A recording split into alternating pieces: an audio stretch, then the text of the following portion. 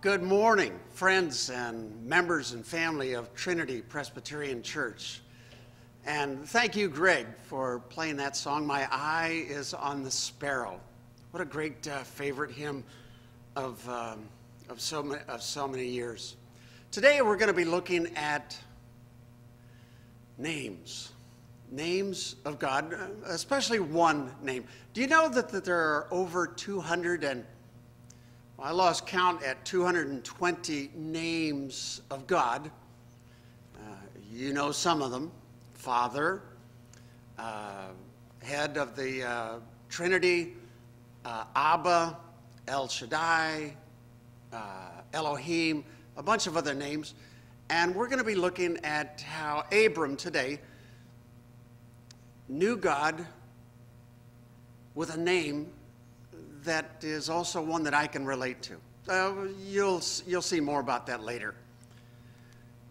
We are still apart, and it seems like this virus is going to be taking a greater percentage of people, and the consequences for us as a society are going to be enormous, it seems. But we are still together, we are still one, and we are not alone.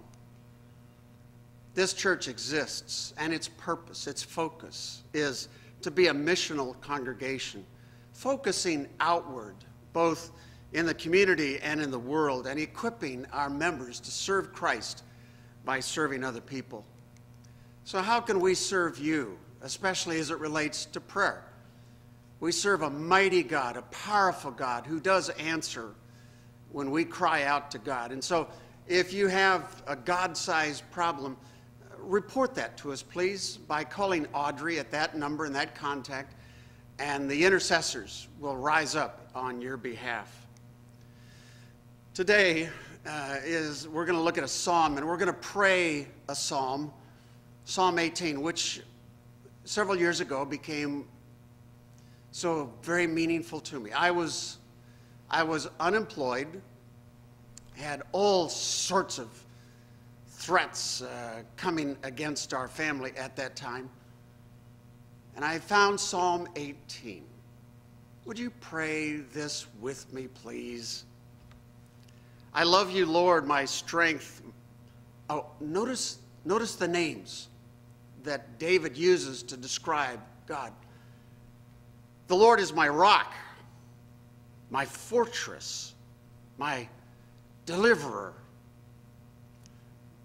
My rock, or my God is my rock, in whom I take refuge, my shield, the horn of my salvation, my stronghold.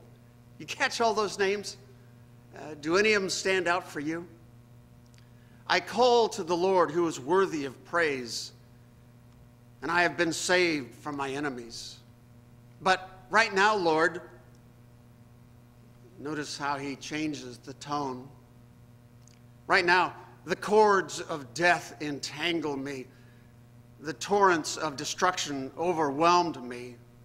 The cords of the grave coiled about me. And when I was reading this so many years ago, I was thinking, yes, David, you're putting into words what I'm experiencing inside. The snares of death confronted me. In my distress, I called to the Lord. I cried to my God for help. And from his temple he heard my voice. My cry came before him into his ears. The earth trembled and quaked. The foundations of the mountains shook. They trembled because he was angry. The earth trembled and quaked. The foundations of the mountains shook. They trembled because he was angry. Smoke rose from his nostrils. Consuming fire came from his mouth. Burning coals blazed out of it. I can hardly imagine what that looks like. He parted the heavens and came down, and dark clouds were under his feet. Lord, that's what you were doing, but I couldn't see that. I only saw the threats, the darkness, the danger, and you seemed absent. I could not see behind the veil that seems to separate us visually between what you're doing and what we can see you do. Verse 10, he mounted the cherubim and flew. He soared on the wings of the wind. Now, David, you have described rightly what I felt. Verse 11, he made darkness his covering. Lord, remind me that when it feels so dark to me, that you are present.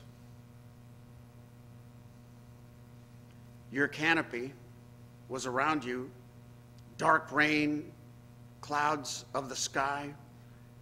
And out of the brightness of your presence, the clouds advanced with hailstones and bolts of lightning. The Lord thundered from heaven. The voice of the Most High resounded. He shot his arrows and scattered the enemy with great bolts of lightning. Yes, Lord, that's what I need for you to do. You routed them. The valleys of the sea were exposed and the foundations of the earth laid bare. At your rebuke, Lord, I need for you to come to my defense and to advocate, to take action. At the blast of your breath from your nostrils, you took action. He reached down from on high and he took hold of me. Yes, Lord, that's what I need for you to do, is to take hold of me. And here's the word. He rescued me out of the deep waters. That's the word that David used to describe God's action. And that's the word that I have used, that I know God directly. And I'll tell you a couple of stories towards that end. Would you pray with me what Jesus taught his disciples to pray, saying, Our Father, who art in heaven, hallowed be thy name. Thy kingdom come, thy will be done, on earth as it is in heaven. Give us this day our daily bread, and forgive us our debts, as we forgive our debtors. And lead us not into temptation, but deliver us from evil. For thine is the kingdom, and the power, and the glory forever. Amen. Our singers are coming at this time to sing a song that is going to set the theme for the message we have today.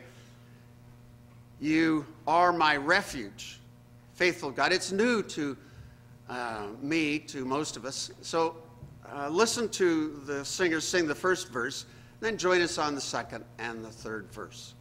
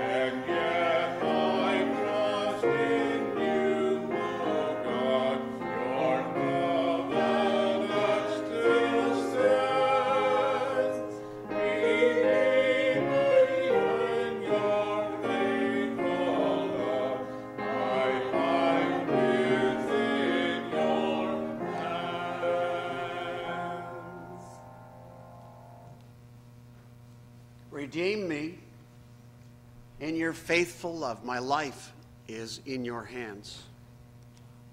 Last week, you might remember, we were continuing, and we have been for a few weeks now, and will for several more, be looking at Abram, who eventually becomes Abraham. Last week, we were looking at the subject of a conflict. You might remember Abram and his nephew Lot had these enormous herds, and they were occupying the same place. And I got these out of order here. Please let me advance this just a bit. These two fellows had a big conflict, not so much between them, but between their employees. And we saw that my definition of conflict is when two or more ideas try to occupy the same space. And that when conflict does occur, whenever possible, try to be peaceable and try to work towards peace. Jesus said in the preamble of his Sermon on the Mount, the first of the preamble elements was, "Blessed are the peacemakers," not just the peaceful, but blessed are the peacemakers. And I shared with you 9 words that have been so very helpful to me in terms of settling or at least de-escalating some of the conflict with people. You are right. I am wrong. Please forgive me. Most of the fights that we get into are with people we know. Just this last week, I did something wrong, and I hurt Judy, and I had to go to her and practice what I was preaching about last week, and that is to say to her, "You are right, I am wrong. Please forgive me." Well, in today's lesson, the story continues between the drama of Abram and Lot, who have separated. And you remember in the negotiating techniques of Abram, he went to Lot and he said, "You see the problem we're having here? Too many sheep trying to occupy the same space. Look, how about if you go this way, I'll go that way. Or if you want to go that way, I'll go the other way." And he gave Lot a choice. And Lot was thinking about himself.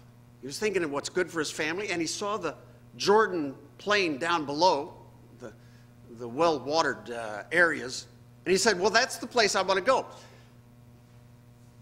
I have to believe, from Abram's point of view, yeah, that is the better place to go. Here's the problem with good ideas. Sometimes a good idea has a trap in it. And sometimes it's too good to be true. Well, it turns out to be the case in this situation. He went to a place that was so desirable that a lot of other people wanted to occupy that same place. And it was fertile, it was productive, it was fruitful. And so some warring warlords in the area decided to raid the place. And what happens is that forces bigger than Lot took him and his family captive. The passage says in Genesis 14 that the 4 kings seized all the goods of Sodom and Gomorrah and all their food, and they went their way. They swept in, took everybody captive, got a bunch of slaves out of the deal, a bunch of cattle, and oh my goodness, Lot and his herds, wow. These kings thought they had a lucky day. Verse 12. They carried off Abram's nephew Lot and his possessions, since he was living in Sodom. We're going to learn more about Sodom and Gomorrah later on, but he used to live in a tent outside Sodom, but now in this passage it's indicating that he is living in the town with all the wicked people. Well, so the 4 kings come in and they they scoop up all the goods and the people, and they leave with him. It says in verse 13, a man who had escaped came and reported this to Abram. When Abram heard that his relative had been taken captive, he called out the 318 trained men born in his household. Let me stop there. Abram did not just have a bunch of an enormous flock of sheep. He had something that was so big that he had to have security forces, if not to chase stray sheep alone, but to keep the sheep safe from predators and from warring people who would come and try to pirate or steal away some of the sheep from him. And so he trained his employees to be multitask oriented, not only to take care of the sheep, but also to be security forces for the clan that Abram had. And so these were people already trained and ready. And we don't know the process, but Abram, when he hears that Lot has been taken captive, it appears in the passage in a way that he just puts out the word to his security forces, tonight we ride. We're going to go. We're going to go to take Lot and his family back home. And so 319 people head off to a place called Dan, which, when I looked on a map, is 150 miles away. In a forced march, soldiers can go about 20 miles a day. So it took them a week just to get to the place where the four kings were holding up. Now, notice something that Abram does. He realizes that the numbers are really, really against him. And so he develops a strategy that I cannot go head-to-head against these kings. I cannot match them. I have to find their weak spot, their vulnerable area. And that's where I'm going to attack. And so he says in verse 15 that during the night Abram divided his men. We don't know what size, we don't know what kind of a strategy they took, but he says he divided up his men to attack them and routed them, pursuing them as far as Hobah, north of Damascus. He recovered all the goods and brought back his relative Lot and all his possessions, together with the women and the other people. This passage only has 4 verses in it, but it's a well-known passage, but it's just a little tiny vignette in here. But there are some things that we can learn from this passage that are important to us. There is some good news. The good news is that just like Abraham comes to rescue Lot, so it is that God rescues us, probably far more times than we even anticipate or even know or acknowledge. But we do need to be careful of our dreams and our visions, and not just to assume that when an opportunity arises for us, we need to hold that opportunity lightly. We need to think of it cautiously and ask the Lord, Lord, is this of you? Is this something that I should pursue? Because it looks like a pretty good deal right now. And Lord, did you open this opportunity for me? And what do you want me to do? So be careful of your dreams and visions. Remember that conflict happens. Now, you and I have been down the road long enough, and you have entered into a number of deals. I know this about the deals that you arranged in the past. They were all good deals. Every one of them. They only became bad deals afterwards. You never went into a bad deal. No, you always saw the good side of it and did not know about the pits, the traps that were out there.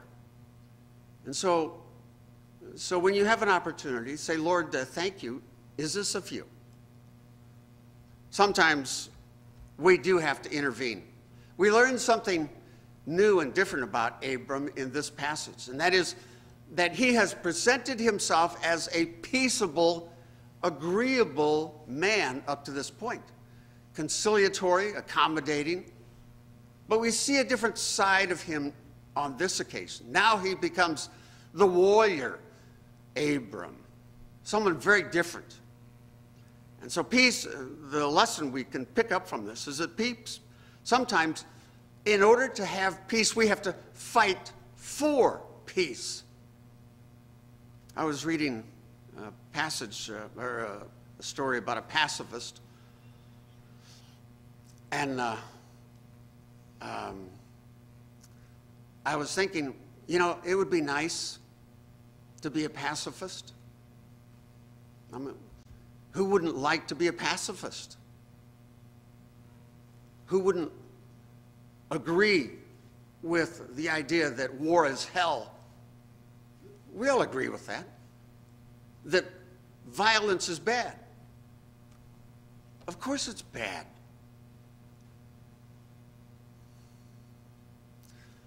But sometimes we have to remember that we live in a fallen and broken world where people have evil intent, and left unrestrained, they will do all sorts of evil and wicked things to innocent people. That is what happened to Lot in this case. And Abram's intervention was to restore the peace that the people of that region had. I want to ask a question. In Lot's case, he knew his uncle to be a rescuer. He saw that side of him. If you were to do a word search in the Bible on the word rescue or deliver, you would find dozens of times where God steps in and rescues people. And what resonates with me is that that's the word that I would use to describe my direct knowledge of God. Just very briefly, I could tell you more than a score of stories. But one, it was 5 years ago this week when I was in a hospital recovering from some surgery, minor surgery, when I was in the wheelchair being discharged, and the nurse, Nancy Dupree, was filling out the paperwork for me. And while I was sitting in the wheelchair, just a minute from being discharged, she looked at me more carefully and she said, "You're not going anywhere. I'm readmitting you." That was the last thing I remember her saying. People who were standing there with me, my wife and my secretary, were there to accompany me home. They saw my eyes roll back in my head and I went into convulsions. And for the next week, the fight was on because Nurse Dupree recognized that I had a bad case of sepsis.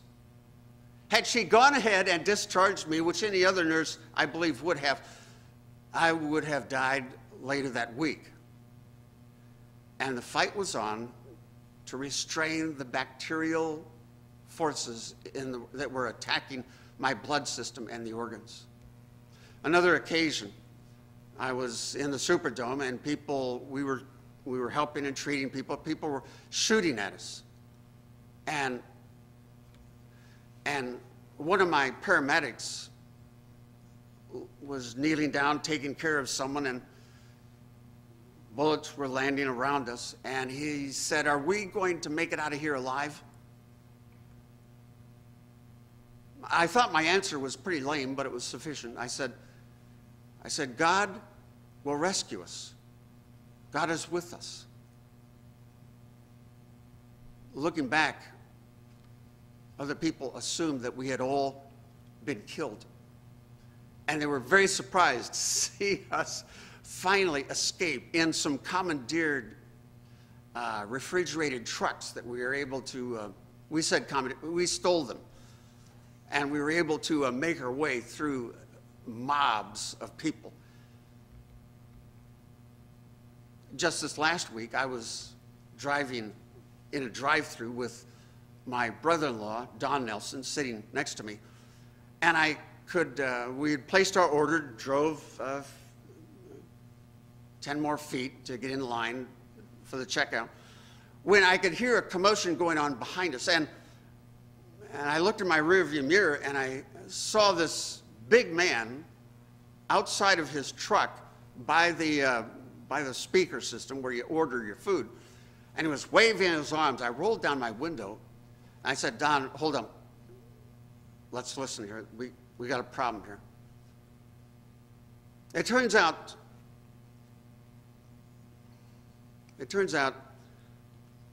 it's too hard to explain, but about 5 minutes later, my car pulled up right alongside the pickup that the angry man was in. He got out of his pickup and was storming towards my car in a confrontational manner, I could tell. I rolled down my window just halfway. And I said, I want to hear your story. I want to hear what happened. And while I was speaking to him in a friendly voice and showing some interest, my heart was praying, Lord, rescue me. I hope he doesn't have a gun.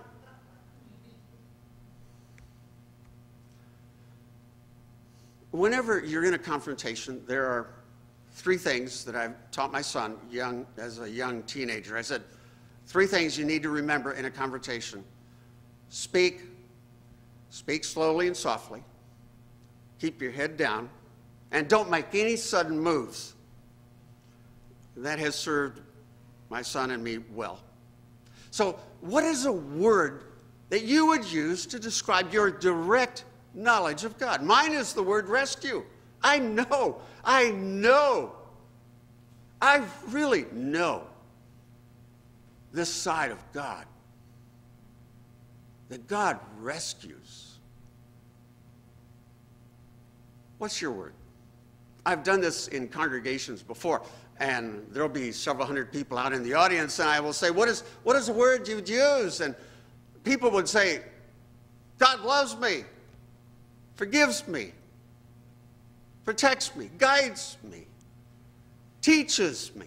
These words will come up as almost like popcorn coming out of the audience, verbal popcorn. What is a word you would use? Do some inventory. Reflect on the ways that you have met God in the past. And what would be a blessing to me is if you would write and just write down the word. If there's a story attached to that word, go ahead and tell me the story. But I would really appreciate hearing what the word is of how you know God directly. And you see my email address there. You know, in this time and age, we have some big forces, mega trends happening to us. We have the COVID virus, and the governor recently telling us it's going to be a while, folks, before we meet again. We also have unemployment. I was watching a line of people getting some food the other day, and it was an enormous line.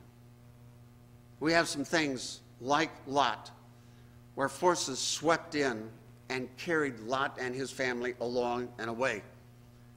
And that's happening to us too. But I want you to know that the church is the last great hope of the world. And we as a community of faith are staying together in our homes, but yet still in the Spirit and the body of Christ. And I just want to encourage you that this is a time where you're going to experience God in new and fresh ways, but to remember the ways that God has dealt with you in the past and to count on that when discouraging, dark times come to you and me. I want to thank you. I got the financial report today that's going to be headed to our elders this next week. Thank you for your generosity. Keep it up. Folks, just continue to be generous. It's making a big difference. Would you now open your hearts and receive this blessing? God is able. Say those words with me. God is able. I'll say the rest. God is able to do exceedingly. Catch these words. God is able to do exceedingly, abundantly, beyond all that we ask or think, according to the power. Do you see the cross behind me? That power, the power of the cross that is at work in us. To him be honor and glory in the church and in his Son, Jesus Christ, forever and ever. Amen. One last comment, please. The hand of God is on you. And also upon you. See you next week, folks. I love you. The Lord is with you.